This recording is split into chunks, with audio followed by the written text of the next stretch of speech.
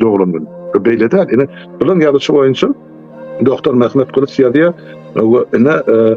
Devlet Mehmet anırdan ediyor da o karlatası olmalı. Son mahtumulu yoğunaçı 1654 yılda olup 1720 yılda yoğulttu. Devlet Mehmet Azad'ın katili var.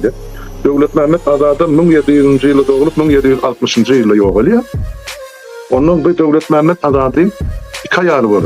Kazak ayağının iki çağrısı var. Birinin adı Takı, beylekesi Yari. Türkmen ayağından araz vakıttan mı olsa bunun 5 çağrısı var. Abdullah, Mahtumulu, Gayrımulu, Gulço ve Zübeyda. Evet, Mahtumulu'nun pravin demesi de yani edebi mirası bilen tanışıp olsanız o kayda mesken tuttan kardeş Abdullah deyip koşulsan vardı. Ne son öz ağasına bağışlar, bizden koşulsa son. Ya da Zübeyda naçarım var, diyelim de.